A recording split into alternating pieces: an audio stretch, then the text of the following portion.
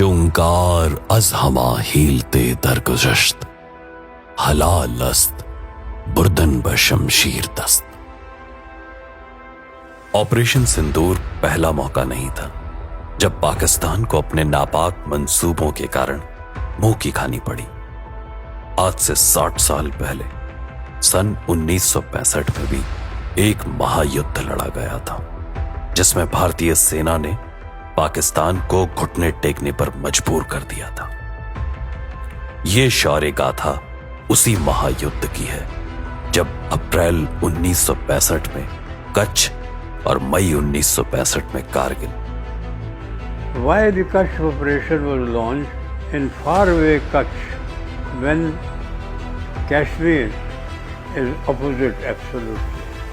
It was done because it was on a sideline, and therefore they thought that if India can fight a war even that far away, then there may be, it will give us a better way to find out whether we are prepared for a war or whether we are still preparing for the war, and that is why the Kutch operation was launched.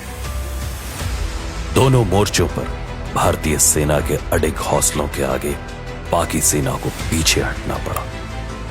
दोनों बार मिली इन हारों से बौखलाकर पाकिस्तान ने operation Gibraltar के तहत 8000 घुसपैठियों को कश्मीर घाटी में दाखिल कर दिया। मकसद कश्मीरी आवाम को भड़काकर विद्रोह करवाना, लेकिन बहुत कम आका था। पाकिस्तान ने कश्मीरी नागरिकों की देशभक्ति और भारत की सैन्य शक्ति दोनों को, और यह साजिश भी नाकाम साबित हुई। तलवार की नोक पर या एटम बम के डर से कोई हमारे देश को झुकाना चाहे, दबाना चाहे, ये देश हमारा दबने वाला नहीं। Pakistan initiated the 1965 war without realizing the Indian resilience and the armed forces, what kind of response it will be.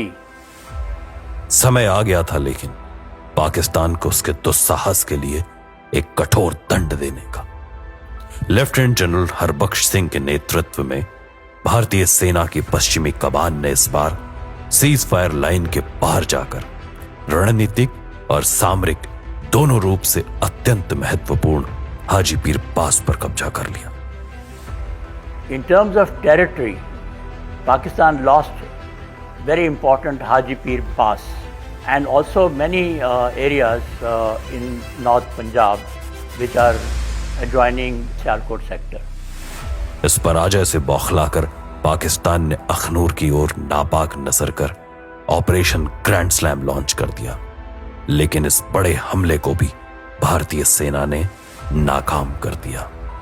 लेकिन अब भारत ने अंतर्राष्ट्रीय सीमा के पार जाकर शत्रु को धूल चटाने का फैसला कर लिया और लाहौर और सियालकोट तक भारी पलटवार कर पाकिस्तान के सभी चक्रव्यूह ध्वस्त कर दिए गए।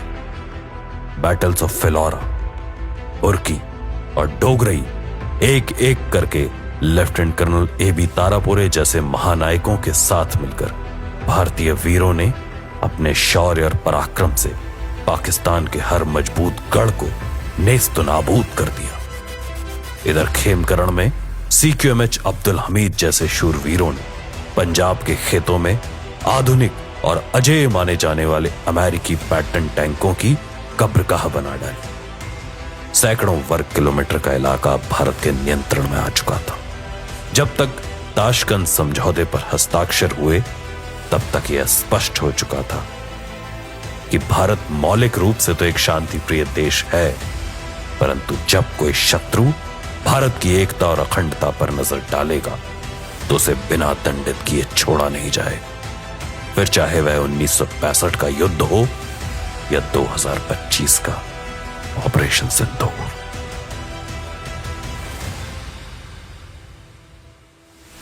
I salute all brave soldiers of Western Command and Indian Army who participated in 1965 war and won us laurels. In 1965 and also in Operation Sindoor, we did not seek war, but were fully prepared to respond to the provocations and defeat the enemy decisively. Indian Army and Western Command remain totally committed to safeguard India and the values of our great nation. Jai Hind.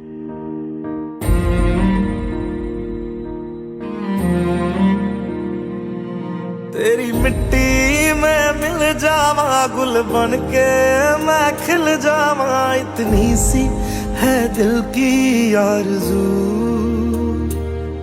तेरी नदियों में बह जावा, तेरे खेतों में लहरावा, इतनी सी है दिल की आरज़ू।